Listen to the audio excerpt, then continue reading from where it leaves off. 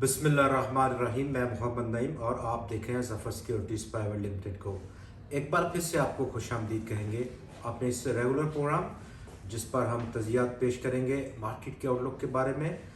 और आज हमारे टॉपिक्स रहेंगे इन्फ्लेशन आउटलुक, महंगाई की शरह में ज़बरदस्त कमी की तौक़्क़ात हैं, अटक रिफाइनरी और नेशनल रिफाइनरी में ब्रेकआउट देखा गया और ये ब्रेकआउट कितना लंबा अब चलेगा, क्या अगले क्या टारगेट्स होंगे, उन पर बात करेंगे। तो दोस्तों, कल की तेज़ी जो कि ज़बरदस्त तेज़ी थी, एक तारीखी तेज़ी थी, पूरी मीडिया में कवरेज रही। आज उसके फ़ौरन बाद स्टॉक मार्केट में करैक्शन देखी गई, 342 पॉइंट्स की आज कमी हो गई। अगरचे आज वॉल्यूम्स में इजाफा देखा गया, एक बार फिर से आज टोटल वॉल्यूम्स आज तकरीबन 53 करोड़ शेयर्स का रिकॉर्ड किया गया, जिसकी मालियत में ज़बरदस्त इजाफा, डबल मालियत देखी गई कल की निस्बत। कल जहां पर 44 करोड़ शेयर्स का काम था और उसकी मालियत 10.8 अरब रुपए की थी, वो आज बढ़कर 21.3 अरब रुपए की सतह को पहुंच गई। ज़्यादा वॉल्यूम और ट्रेडेबल स्टॉक्स में बहुत ट्रेड हुआ। वैल्यू वाइज अगर हम देखें तो ज़्यादा वैल्यूज़ वाइज स्टॉक्स में ज़्यादा आज वॉल्यूम देखा गया। ये वो बुनियादी फ़र्क है जो कि कल की वैल्यू और आज की वैल्यू में डिफ़र कर रहा है। वॉल्यूम्स का कल की निस्बत आज की सिर्फ 18% से ज़्यादा का इजाफा था, लेकिन दूसरी तरफ जो वैल्यू थी उसमें डबल इजाफा देखा गया। 342 पॉइंट्स की आज कमी देखी गई और इस कमी का जो आज टोटल यकसर जो पिक्चर है मार्केट की वो तब्दील हुई कल की निस्बत। कल यहाँ पर बाइंग पैनिक, हर स्टॉक में तेज़ी थी, आज वो सिलेक्टिव किस्म का ट्रेंड बन गया। बहुत सारे स्टॉक्स में, सेक्टर्स में आज तेज़ी का रुझान, जो मोमेंटम कल लेके चले थे वो मज़ीद आगे बढ़ा, लेकिन बहुत सारे स्टॉक्स जो कि ज़बरदस्ती उस शामिल हो गए थे वो आज उस रैली में कामयाब नहीं हो सके और वहाँ पर प्रॉफिट टेकिंग देखी गई। ये एक बेसिकली मैकेनिज़्म है मार्केट का मूव करने का, एक नेचर है। मार्केट कल की बाइंग पैनिक के बाद दोबारा से अपने उस नेचर में वापस आती हुई। गैप बहुत बड़ा था, 2000 पॉइंट से ज़्यादा का अब भी गैप है, जो कि कल की और उससे पिछले दिन की ट्रेडिंग का वक्फा था, उसमें गैप अप ओपनिंग थी कल।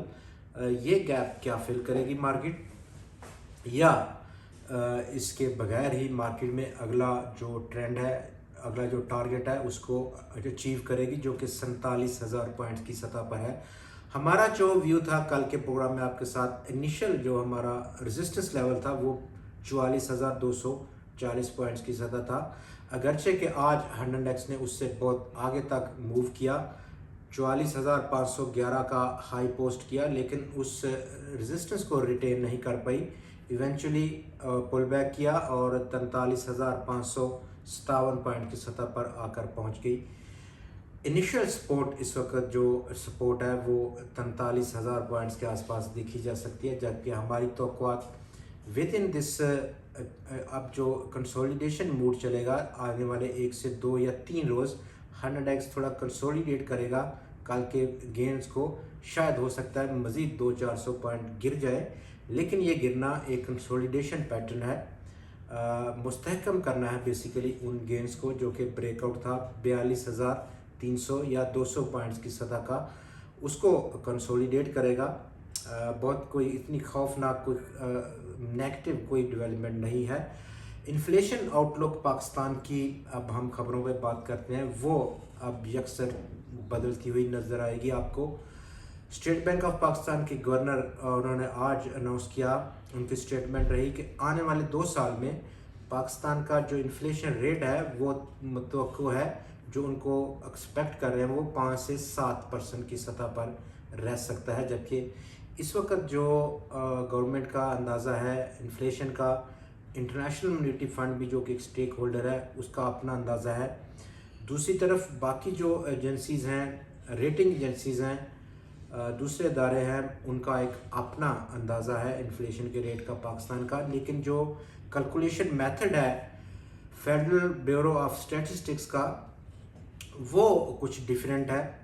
वो इन चीज़ों को नहीं देखता कि आप इजनास के क्या रेट्स हैं, वो तरतीब देता है एक फ़िगर को दूसरी फ़िगर के साथ मिसाल के तौर पर अगर पिछले साल जून में या मई में 38% का रेट था इन्फ्लेशन का, और अगला जो मई है 2024 का, अब उसमें रेट रहेगा 20%, तो इवेंचुअली इन्फ्लेशन का जो फिगर आएगा, जो फेडरल ब्यूरो पब्लिश करेगा, वो इवेंचुअली 13% का रेट ऑफ इन्फ्लेशन रहेगा। तो ये वो मेथड है जो कि गवर्नर साहब ने आज आइडेंटिफाई किया। अगले जो साल है उसके लिए डेफिनेटली ये फिगर बहुत बेहतर आएंगे, और उन बेहतरी की जानब जब ये गामजन होगा, इन्फ्लेशन का रेट, इंटरेस्ट रेट डाउन आएंगे, उसका बहुत बड़ा इम्पैक्ट होगा और पॉजिटिव इम्पैक्ट होगा। लेकिन ये तमाम पिक्चर एक थोड़ा सा मिड टू लॉन्ग टर्म के लिए टाइम फ्रेम पर फिट बैठ रही है। बहुत शॉर्ट टर्म के लिए इवेंचुअली अभी ऐसा कोई डेवलपमेंट नहीं हो रही इस पूरे फ्रंट पे, इन्फ्लेशन, इंटरेस्ट रेट का जो पिक्चर है उस पर।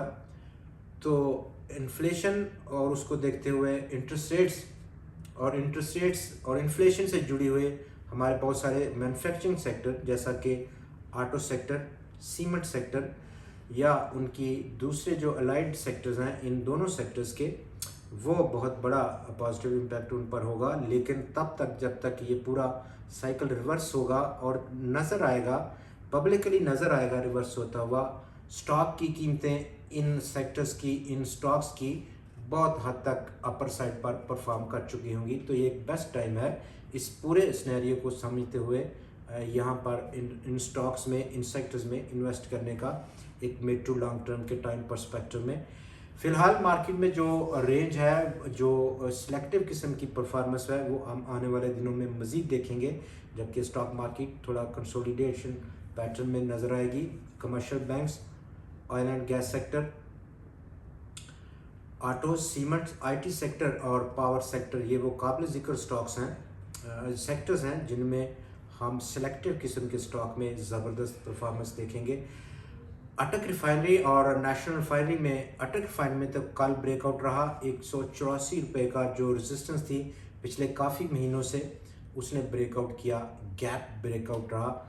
और नेशनल रिफाइनरी ने आज अपनी रेजिस्टेंस को ब्रेकआउट किया, जो कि लगभग 168 रुपये की सतह पर थी, 173 की सतह पर बंद हुआ स्टॉक, जबकि अटक रिफाइनरी 198 रुपये की सतह पर पहुंचकर बंद हुआ। नेशनल रिफाइनरी जो कि आज ब्रेकआउट हुआ, अगला पॉसिबल टारगेट क्या रहेगा, और बहुत करीब तरीन जो टारगेट है नेशनल रिफाइनरी का, वो 187 रुपये की सतह पर है। उससे अगला जो टारगेट प्राइस है वो 230 से 232 रुपये की सतह पर। तो होल्ड करना एक बेहतर स्ट्रेटजी होगी, चूँकि ब्रेकआउट है। अटक रिफाइनरी का अब 184 से अगला टारगेट प्राइस तकरीबन 214-215 रुपये की सतह पर है। लेकिन जो एक अटेनेबल या मेजर लेवल है जिसको स्टॉक हिट करने की पोटेंशियल रखता है, जब भी कोई बड़ी ब्रेकआउट होती है एक लंबी रेंज के बाद, तो इवेंचुअली हिस्टोरिकली स्टॉक की कीमतें बड़ी तेज़ी के साथ बढ़ती या कम होती हैं अगर वो डाउन साइड पर ब्रेकआउट हो। 245 से 248 रुपये का अगला पॉसिबल टारगेट देखने को मिल सकता है अटक रिफाइनरी में। कल आपसे फिर मुलाकात होगी मज़ीद खबरों और मज़ीद तज़कियात के साथ। तब तक के लिए आपका बहुत शुक्रिया। अपना बहुत ख्याल रखिएगा। हमें इजाज़त दें। खुदा हाफिज़।